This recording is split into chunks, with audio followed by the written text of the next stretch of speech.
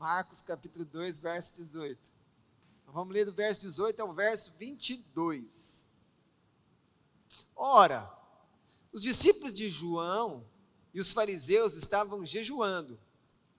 Vieram alguns e lhe perguntaram: por que motivo jejuam os discípulos de João e os dos fariseus, mas os teus discípulos não jejuam?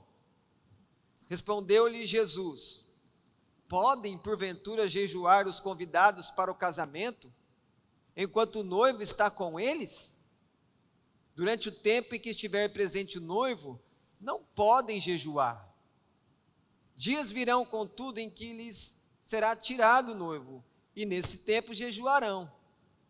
Ninguém costura remendo de pano novo em veste velha, porque o remendo novo tira parte da veste velha e fica maior a rotura.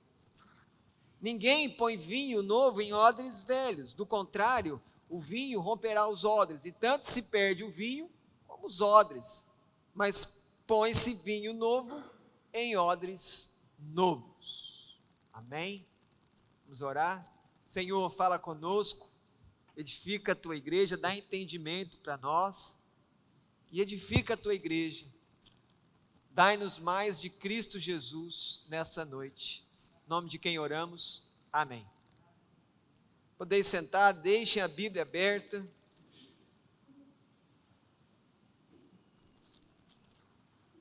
Esse texto aqui na sua Bíblia provavelmente está escrito assim lá em cima, jejum, né? Vai estar escrito aí, a partir do verso 18. Mas esse texto, na verdade, ele traz uma coisa muito mais importante que o jejum, que é um meio de você exercitar a sua fé em Deus. Eu quero que vocês olhem comigo o verso 17, aqui. Aí, antes do 18 tem o 17, porque Jesus está sofrendo a seguinte acusação.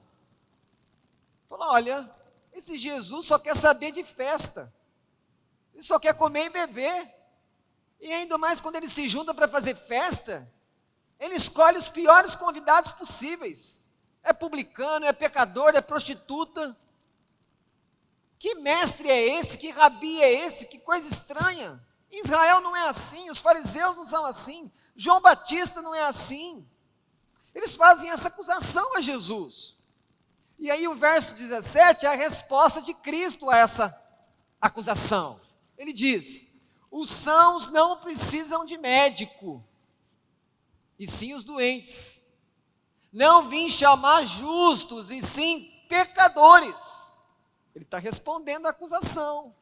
Fala, eu como com pecadores, prostitutas, cobradores de impostos, porque eles estão buscando lugar para arrependimento para o pecado deles. Mas vocês, fariseus, vocês já são justos, já estão prontos, vocês não precisam de médico.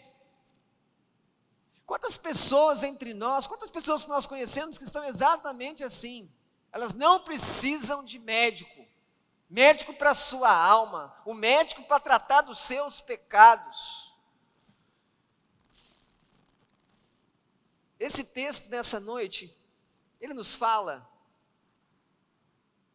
dessa aparente incoerência entre aquilo que Jesus estava trazendo e aquilo que Israel estava acostumado como sendo a religião, o caminho de Deus.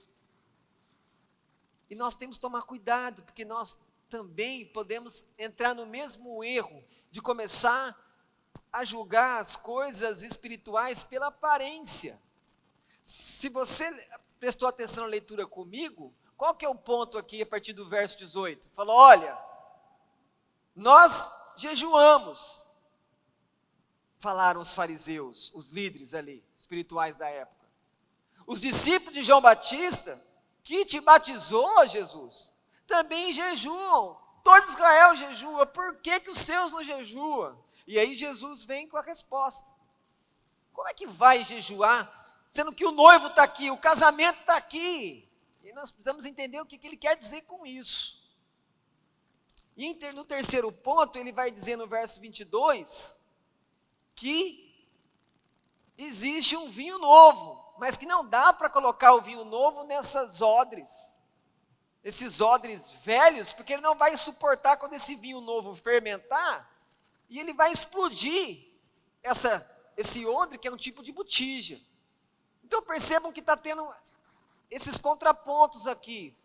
Come e bebe, come com pecadores, não jejua, e agora vem falar essa questão de roupa velha, não pode colocar remendo novo, e o vinho novo. O ponto aqui então é uma acusação de incoerência contra Jesus. Na verdade está tendo um choque aqui. Nós temos um choque aqui entre duas percepções de como andar com Deus. Nós temos a maneira como Jesus está andando, e temos a maneira como os fariseus estão andando, como Israel tem andado. Nós podemos dar dois nomes para esses caminhos. Quando olhamos para Israel, quando olhamos para os fariseus, nós podemos dizer para eles o seguinte: qual que é a religião desses fariseus? Como é que eles têm vivido esse judaísmo que se afastou do coração da lei de Moisés, da onde tem que emanar o verdadeiro judaísmo, o qual Cristo cumpriu todos os mandamentos? Para esses fariseus, a religião é uma espécie que pode ser resumida assim: eu tenho que fazer para ser alguém com Deus, que nós podemos chamar de legalismo. Tem que fazer, senão você não chega, senão Deus não te ama. Enquanto Cristo, Ele vem vivendo a vida que Deus dá coisas boas para comer, coisas boas para beber, alegria, porque o reino de Deus chegou. Então o reino de Deus é um reino de alegria, onde o Espírito Santo chega, como diz Paulo em Romanos, a alegria do Espírito é uma das características do reino de Deus. Então nós temos de um lado o legalismo, que fala, você precisa fazer para você ser alguém com Deus. Enquanto que o Evangelho é Deus fazendo você ser alguém diante dele. Depois então você faz, depois então você serve. São direções antagônicas. E na verdade, o legalismo é uma tentativa de conquistar o céu, quando na verdade a salvação em Cristo não é uma coisa que você pode conquistar por si mesmo, porque a salvação em Cristo é o céu vindo até você, porque Cristo veio a você, não foi você que foi a Cristo. Então, o verso 18 começa falando daquilo que os legalistas muito gostam de fazer, uma característica que marca o legalista: ele vive cobrando as coisas. Você precisa fazer isso, porque vai dar certo. Seja assim que vai acontecer. Tudo ele tem uma maneira de falar para você fazer. Essa é a religião do homem, onde o homem tem que fazer, o homem tem que merecer. Não é exatamente isso que eles estão dizendo. Ele falou assim: olha Jesus, nós jejuamos diante de Deus. Você não. Percebam que eles estão colocando diante de Cristo as obras deles, ou seja, a sua própria justiça. Nós estamos no caminho de Deus, porque nós estamos jejuando, vocês não.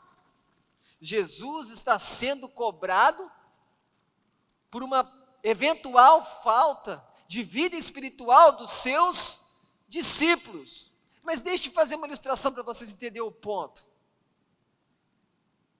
O que está acontecendo aqui, para vocês entenderem a questão, como que o evangelho é muito mais profundo que um legalismo que é superficial, é como um pai que chama o seu filho e diz assim: filho, faça isso. E o filho vai. Só que no caminho, como é que vai o coração do filho? Vai espraguejando tudo esse pai.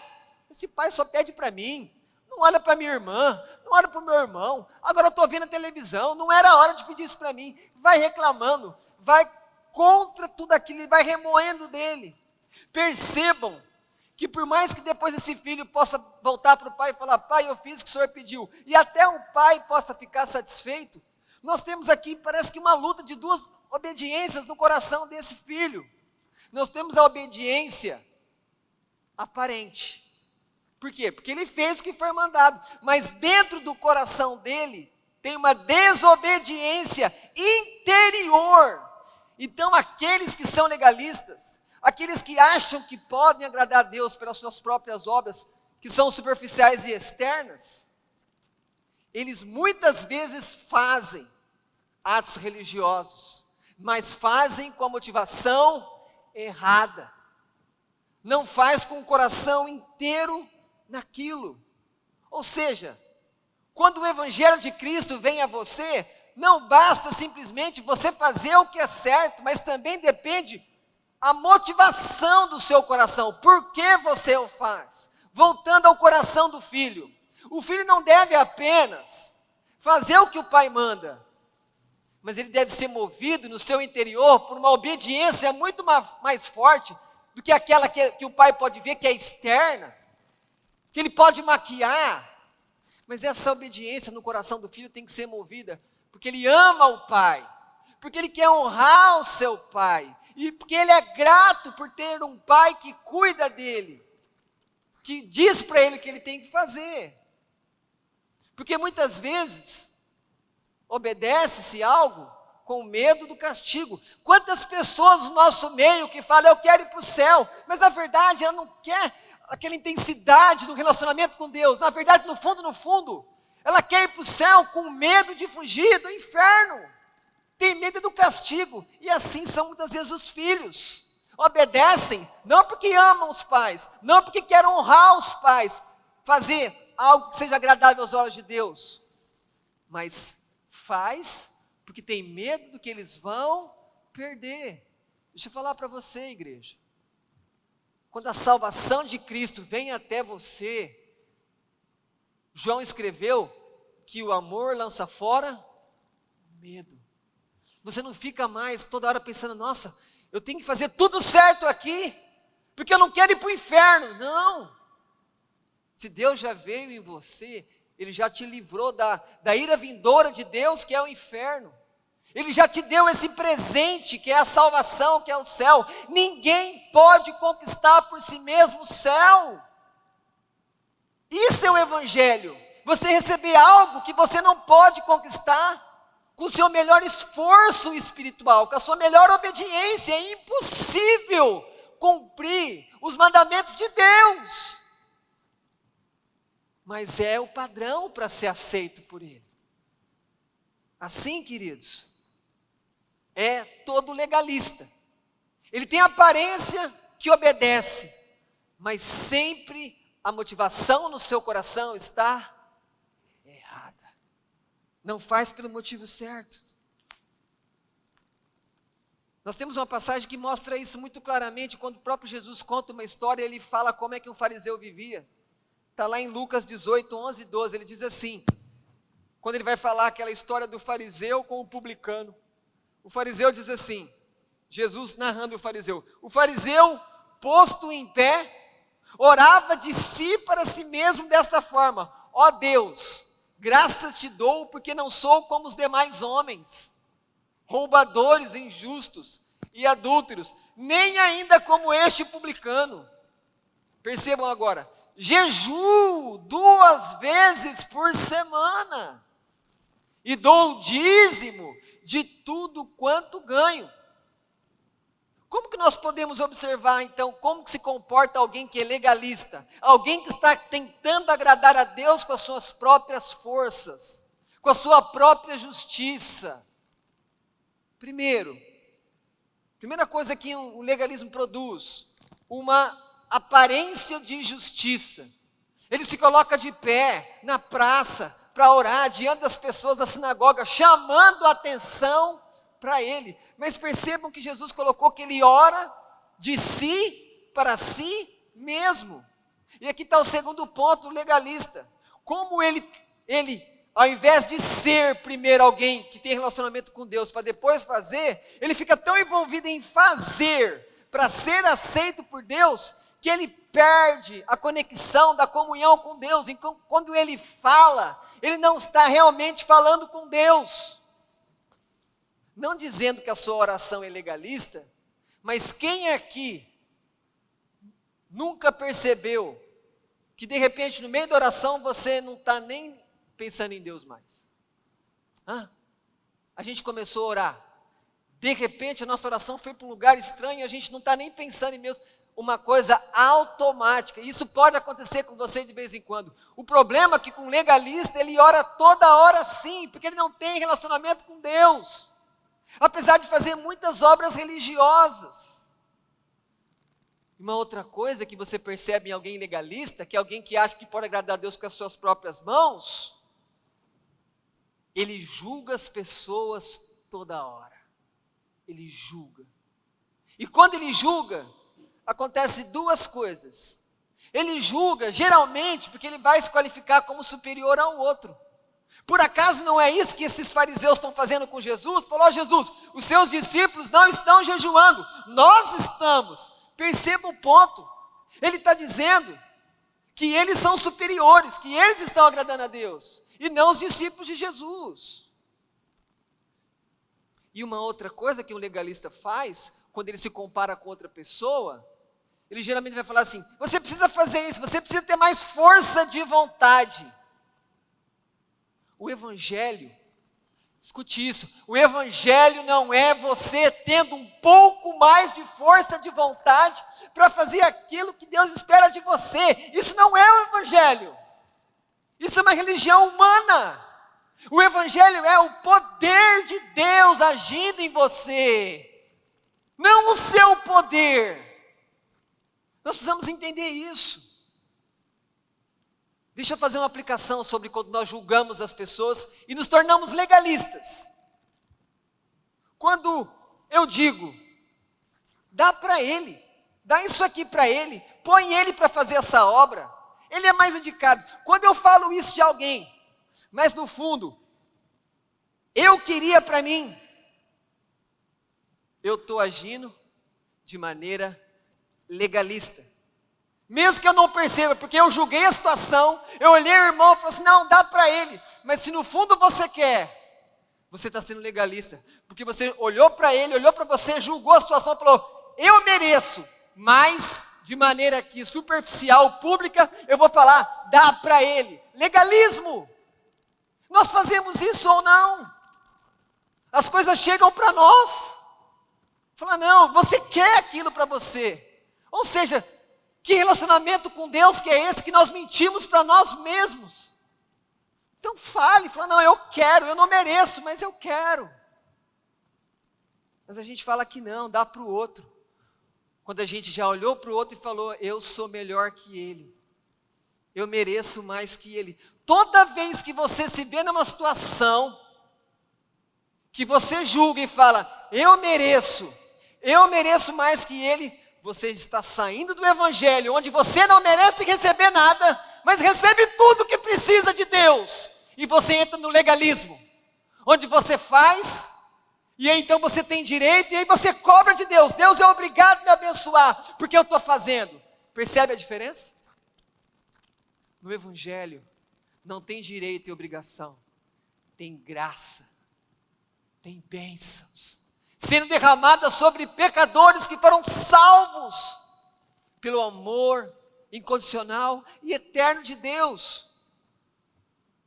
O legalismo, ele produz um orgulho que lembra o próprio Lúcifer, que olhou para ele e falou assim: nossa, mas eu sou o melhor anjo, como eu tenho sabedoria, como eu estou aqui acima dos outros anjos, e isso levou ele à ruína.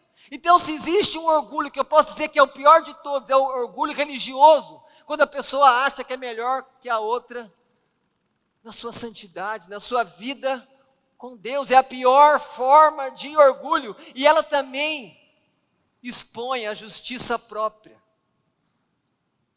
Porque lembre-se, o orgulhoso, ele já julgou a ele mesmo: eu mereço, eu sou melhor, tem que ser para mim. E um quinto ponto, o legalismo produz como ele vive, automaticamente tentando agradar a Deus, fazendo todas as coisas para ser aceito por Deus. Ele nunca consegue chegar no padrão de Deus, ele jamais chega. Ou seja, o legalista no final vai ser sempre alguém frustrado, alguém que vive triste, porque quando ele olha para ele, ele percebe que ele não consegue chegar no padrão de Deus. E nesse ponto ele está certo. E é justamente nessa tristeza, porque ele não entendeu que o amor de Deus é um amor incondicional, é que nós vamos então entender no verso 19, por que que quando Jesus é acusado de falta de vida espiritual nos seus discípulos, ele fala, mas como que eles vão jejuar? Se tem um casamento, e o noivo está aqui. Então, uma grande diferença para mim e para você, o legalismo produz tristeza, porque sempre vai ser frustrado, nunca consegue chegar. O evangelho não. O evangelho, quando você percebe que você foi aceito por Deus, que você foi amado por Deus, agora você recebe com alegria os presentes. Como é que nós recebemos os presentes? No dia do aniversário. Como é que uma criança recebe um presente no dia de Natal com toda a felicidade? Ela não está preocupada se ela merece ou não o presente, ela quer pegar aquele presente, ela quer abrir aquilo, e ela quer usar, e ela fica feliz, e ela dá beijo, e ela dá abraço. Nós precisamos viver assim. A salvação, a vida, os relacionamentos, é um presente de Deus.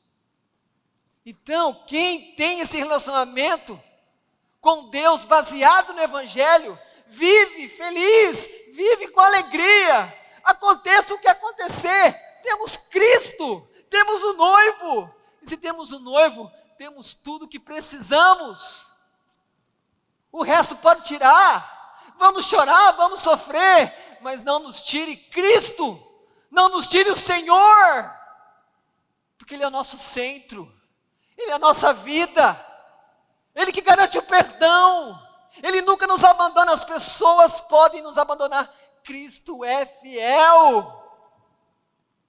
A diferença entre o evangelho e o legalismo. O casamento na cultura oriental, olhando para esses tempos de Jesus, quando fala que tem casamento, não tem jejum em casamento, porque casamento é alegria. Casamento do pessoal tudo junto, por 7 dias, comendo e bebendo, e se alegrando com o noivo. E Cristo diz, Ele é o noivo.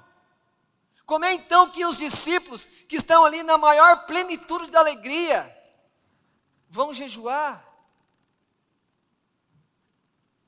Quando, segundo Jesus, eles estão nesse momento de plena alegria, não tem espaço por jejum. Por quê? Porque se Ele diz que é tempo de casamento e Ele é o noivo, tem uma coisa nova, tem uma notícia aqui, maravilhosa, mas que os fariseus não conseguem enxergar, porque eles são sérios espiritualmente. Se está acontecendo um casamento, e o noivo está ali, Jesus está dizendo, o reino de Deus chegou, a graça de Deus chegou, não em plenitude, mas ela está ali.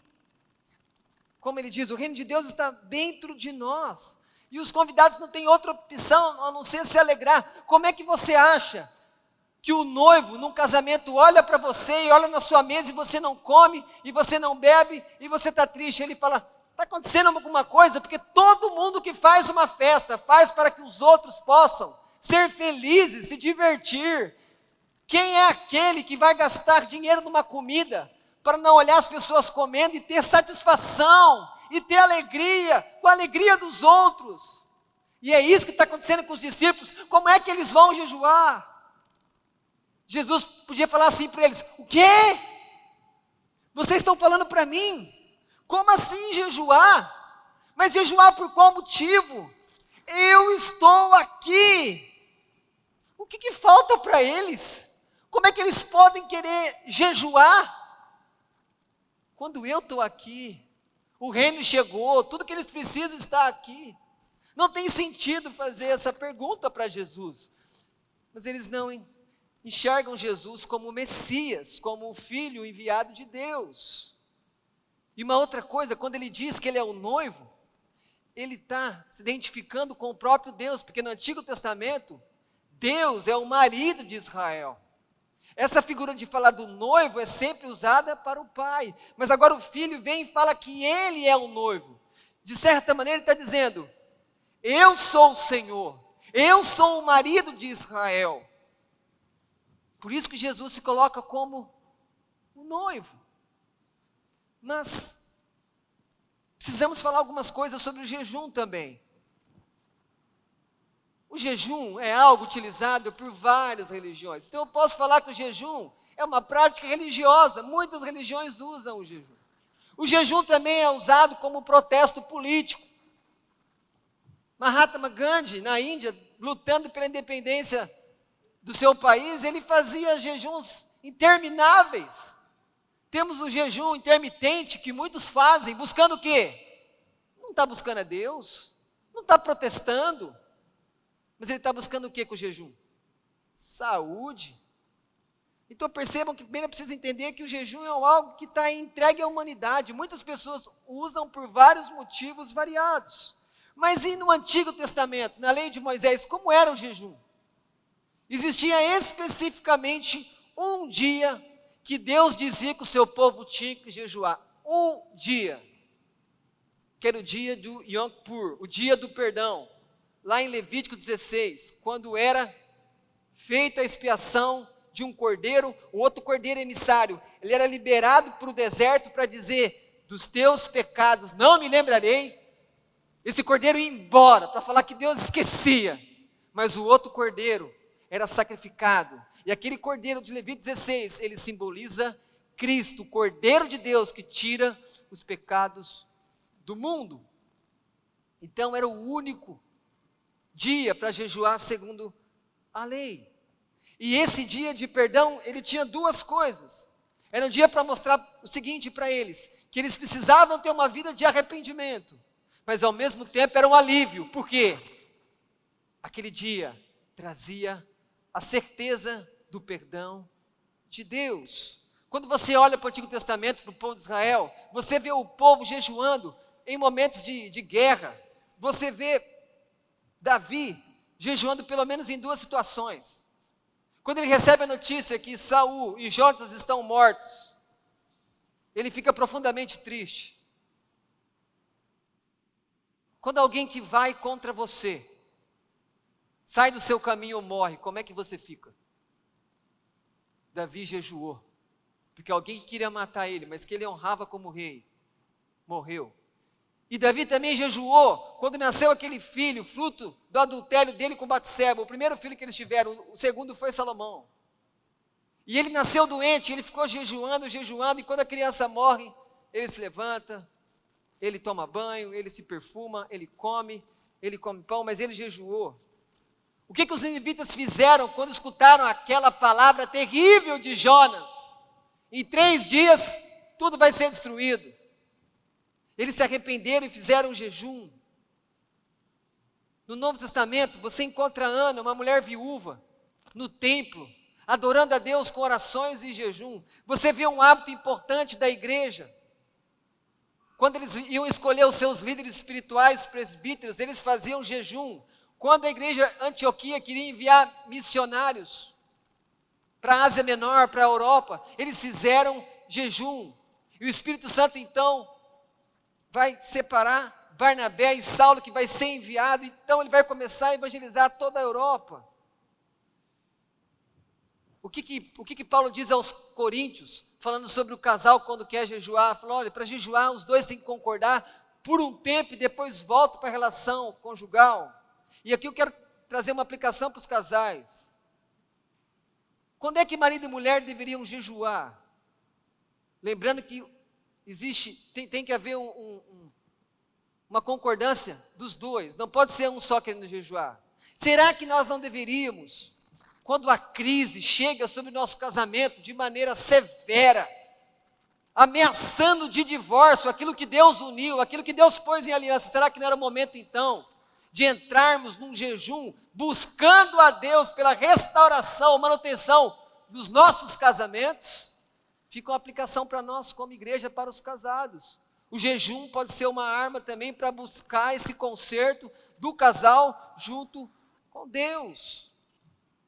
Mas ouvindo tudo isso, como é que era o jejum então dos fariseus que estavam cobrando Jesus? Primeiro, era um jejum hipócrita, porque eles jejuavam para ser vistos. Era orgulhoso, porque eles se achavam melhores que os outros. Eles ficavam tristes, para que todo mundo olhasse para ele e falasse, nossa, você está jejuando. Quem aqui já não teve aquela situação de começou a jejuar e não podia contar para ninguém, de repente você contou para alguém? Parece que perdeu a função do jejum. Não tem sentido. Mas a gente fica com essa ideia na cabeça que quando eu estou jejuando, ninguém pode saber. Não é assim o jejum que Deus tem para nós, para a igreja. Enquanto a religião legalista dos fariseus trazia tristeza, o novo caminho inaugurado com Cristo demanda alegria sobre todo aquele que experimenta a presença real de Deus. E presta atenção, aqui está um motivo pelo qual há uma mudança sobre como nós devemos jejuar. O jejum, ele muda com a vinda de Cristo. Se vocês lerem comigo o verso 20, dias virão, contudo, em que lhes será tirado o noivo, e nesse tempo jejuarão. Percebam, no verso 18, no verso 19, Jesus fala, como é que eles vão jejuar? O noivo está aqui. Mas quando chega no 20, ele fala, quando for tirar o noivo, jejua. Tem uma coisa que está muito clara para nós, mas nós não enxergamos nesse texto. Aqui está o maior motivo pelo qual eu e você devemos jejuar hoje. O que deve levar eu e você a jejuar hoje? Nos últimos dias, como diz o Novo Testamento. O texto responde, leio de novo, dias virão, contudo, em que lhe será tirado o noivo, e nesse tempo jejuarão. O noivo foi tirado para nós, Cristo já voltou para o céu, então qual é o motivo do nosso jejum hoje? O principal motivo hoje para jejuar é a expectativa, a santa ansiedade pela volta de Jesus.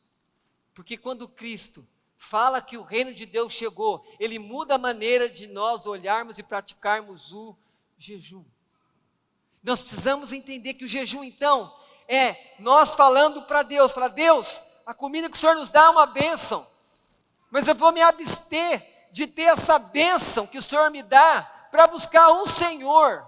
Então o jejum deve ser utilizado por nós como igreja, para ter mais de Cristo. Nós já temos Cristo, porque por mais que Jesus voltou para o céu, o Espírito está conosco, e é o Espírito de Cristo, que nos selou, que nos dá comunhão com o Pai.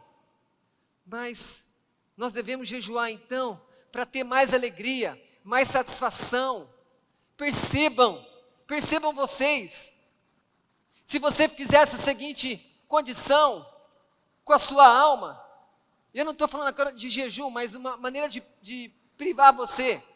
Imagina que se você falasse assim, alma minha, eu vou privar você para o seu bem de 30 dias de redes sociais. Você vai entrar em crise de abstinência. Você vai entrar em crise. Por quê? Porque nossa alma ficou ligada com essas coisas. A gente depende disso, ou não? Muitas vezes ali está a nossa alegria de fazer isso ou fazer aquilo. Para pensar nisso. Qual que é o ponto de Cristo aqui para nós? Nós estamos muitas vezes sendo dominados pelas bênçãos que Ele nos deu, e aí chega um ponto que, ao invés de falar como Cristo falou para Paulo, a minha graça te basta, a gente diz para Jesus, aquilo que o Senhor me deu me basta, eu não preciso tanto do Senhor, mas mantenha as bênçãos. E agora, pensando nesse princípio, olha para o jejum do alimento. Lembre-se, a Escritura diz que aquele que come ou que não come, faz isso para Deus. Quem come dando graça e quem não come, não é isso que vai nos recomendar a Deus. Mas o ponto aqui é qual? É que muitas vezes, quando nós ficamos sem alimento, não é simplesmente a questão de ficarmos fracos, é uma questão que nós somos atingidos na nossa alma, no tocante ao prazer, porque a comida dá muito prazer, amém, amém, amém. Comida dá muito prazer, irmãos. E Deus fez a comida para dar prazer. Mas percebam, quando a gente fica sem, se a gente fica desesperado, é porque de uma certa maneira a nossa alegria agora, muitas vezes está dependendo daquilo que nós comemos. Mas qual é a verdadeira comida? Não é o pão que veio do céu, não é Cristo. Nós precisamos, de maneira urgente, mudar a nossa visão sobre isso. Nós jejuamos para buscar a Cristo? Não! Jejuamos porque alguém ficou doente, jejuamos porque queremos uma promoção. Nós não jejuamos porque queremos mais de Cristo, porque se tivermos mais de Cristo, a comida vai ficar menos do que é para nós. Porque a gente sofre quando tira alguma bênção de nós. Lembre-se, Cristo foi tirado, por mais que nós temos Ele conosco, mas Ele está no céu. Por isso que Paulo fala, não sei o que eu quero fazer. Continuar aqui com vocês, igreja, ou ir para o céu onde Cristo está. Esse é o problema de nós cristãos hoje. Nós queremos as bênçãos de Deus, mas não queremos Cristo. Não queremos o Senhor. Porque nós estamos muito felizes com tudo que Ele tem dado a nós. E geralmente só vamos buscar mais o Senhor em momentos de crise. Mas nós não temos uma crise de estarmos mais apaixonados por Deus. Esse é o nosso problema. E aí então, por mais que você possa dizer para mim que você não é legalista, você está experimentando a tristeza dos legalistas. Você não está experimentando aquela vida abundante que Deus tem para nós. Veja, nós podemos jejuar por muitas coisas. Você deve jejuar por pessoas que você quer que sejam alcançadas pelo Evangelho. Nós pais devemos jejuar pela conversão dos nossos filhos. Nós devemos jejuar para que a vida de Deus seja derramada sobre a igreja, sobre a cidade, sobre o país. Você deve tomar uma decisão se você vai casar com alguém. Você deve jejuar, buscar o Senhor em oração para ver se é esse o caminho que Deus tem para você. Quantas vezes vamos tomar as decisões importantes e não buscamos a Deus? Podemos usar o jejum para isso também. Nosso país, por exemplo, poderia usar o jejum para que o aborto não seja aprovado no nosso país. Todos nós jejuarmos, buscarmos a Cristo, para que esse flagelo não venha sobre nós como nação. E então, queridos, Jesus então conta duas histórias aqui, duas parábolas, duas ilustrações, quando ele fala de que você não pode pegar uma roupa rasgada e pegar então um pano novo e colocar nesse buraco. Porque quando lavar esse pano novo, ele vai encolher e ele vai rasgar mais ainda essa roupa, não vai funcionar. E ele diz mais ou menos a mesma coisa com outros elementos, quando ele diz, fala, olha, essa botija aí, esse utensílio aí de couro que são os odres, você não pode pegar uma botija dessa, que já é velha, e colocar o vinho novo, porque vai arrebentar, vai perder o vinho, e vai perder essa botija. O que Jesus quer dizer com isso? Querido, presta atenção, olha aqui para mim. Quando nós encontramos Jesus, geralmente o impacto é muito forte sobre nós, mas conforme nós continuamos andando com Ele, o que acontece? Nós começamos a querer reformar áreas da nossa vida, como se eu pudesse simplesmente continuar vivendo a vida como eu penso, como eu sou, e simplesmente pegar Jesus e colocar em algumas áreas da vida. Isso não é o Evangelho.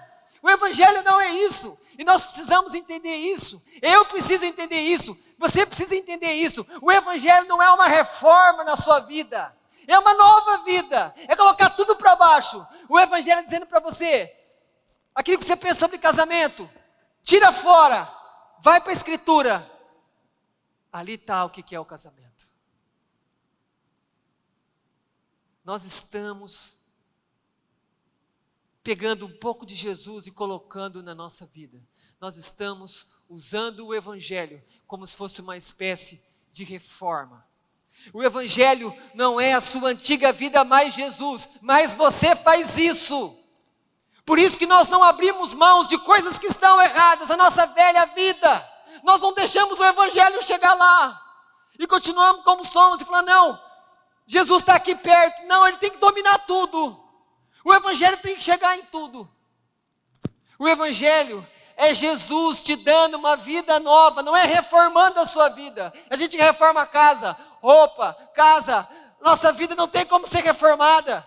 Porque quando o pecado entrou no nosso coração, a partir do pecado de Adão, contaminou tudo. Não tem como reformar. Tem que ser uma nova vida. Tem que começar tudo de novo. Por isso que nós temos que colocar para o Senhor: Senhor, reina sobre mim na vida financeira. Senhor, reina sobre mim, sobre meus relacionamentos. Senhor, reina sobre mim como eu trato as pessoas. Senhor, reina sobre mim como eu falo, as palavras que eu uso. Precisamos colocar tudo debaixo de Jesus, para que o Evangelho venha transformar.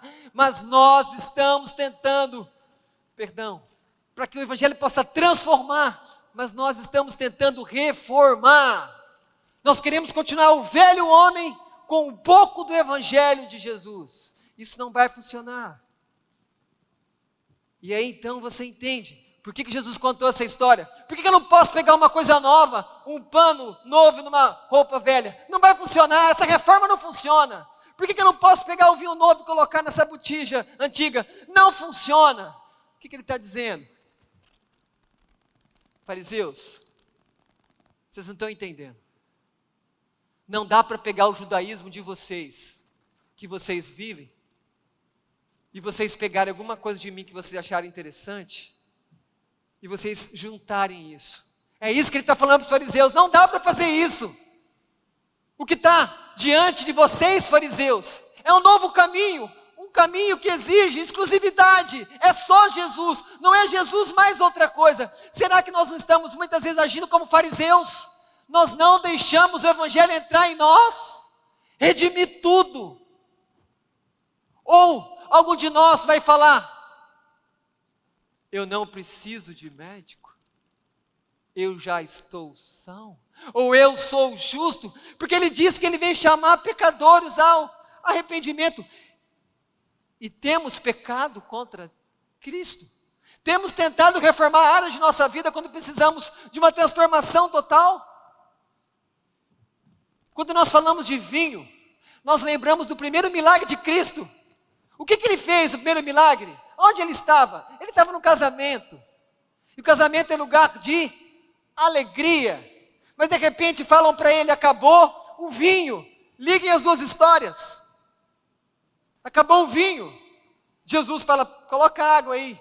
Ele transforma a água em vinho. O que os convidados falam? Falam: nossa, você colocou o melhor vinho depois. Percebam, eles já estavam tomando um vinho. E um vinho bom tem que ser velho. Mas o vinho de Jesus novo é melhor.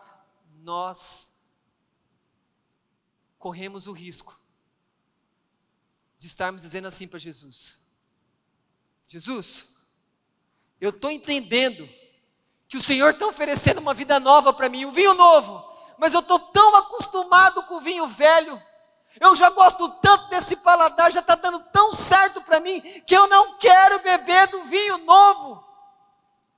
E esses fariseus rejeitaram, porque eles não quiseram trocar suas vestes, eles não quiseram abandonar o vinho velho. Nós como igreja precisamos abandonar a roupa velha, não preferir o vinho velho. Escute, mesmo tendo nascido de novo, a regeneração, ninguém pode vir a Deus se Deus não for a Ele primeiro. O novo nascimento, todos estão mortos por causa de delitos e pecados, mas o Espírito sopra onde quer, Ele vem e traz vida espiritual. E então, quando nós nascemos de novo, nós então vamos seguir por um novo caminho. Qual é esse novo caminho? Que novo caminho é esse? Esse novo caminho é o Evangelho. O Evangelho tem que dominar em todas as áreas. Eu não posso criar meus filhos com a minha visão antiga. Eu não posso fazer negócios com a minha visão antiga. Eu tenho que fazer tudo conforme o Evangelho, mas nós nos fechamos para isso. Você se fecha para isso. Você se fecha. E aí a gente não tem alegria em jejuar para buscar Jesus. E a gente fala com Deus, mas não tem satisfação naquele momento. E a gente reclama que não é visitado. E a gente fala que não tem a presença de Deus, porque estamos acostumados com o vinho velho. E não queremos o vinho novo. que Ele quer dar.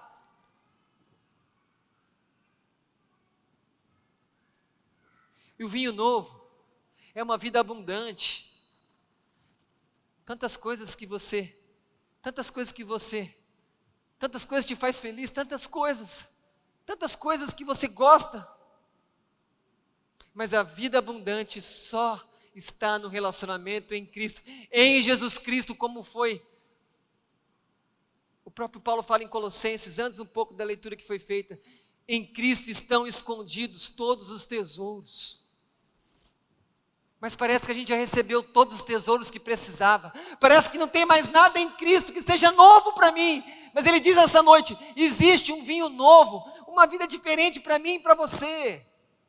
E então, você não vai precisar continuar vestindo uma vida velha. Você vai vestir-se com uma roupa nova. E essa roupa nova é aquilo que nós chamamos de justificação pela fé. Você não pode ser aceito diante de Deus pela sua performance, pela sua obediência, mas é Ele que justifica você, e então Ele veste você com a santidade dele, então você é aceito diante de Deus.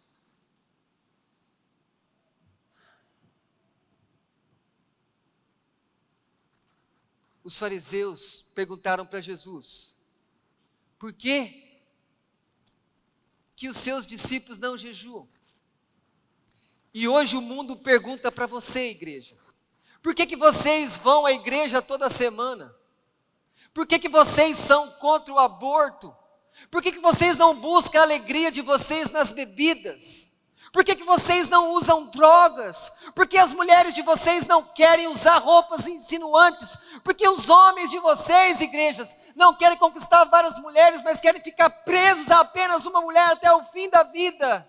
Porque os seus filhos, igreja, falam na escola sobre o risco de zombaria, que eles creem que Deus criou todas as coisas, por mais que Darwin seja explicado e cobrado nas provas.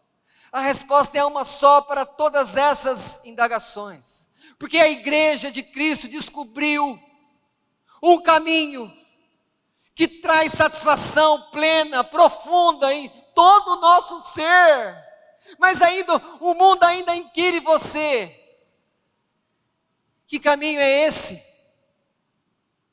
É o caminho de Cristo, somente Cristo, com Cristo, para Cristo.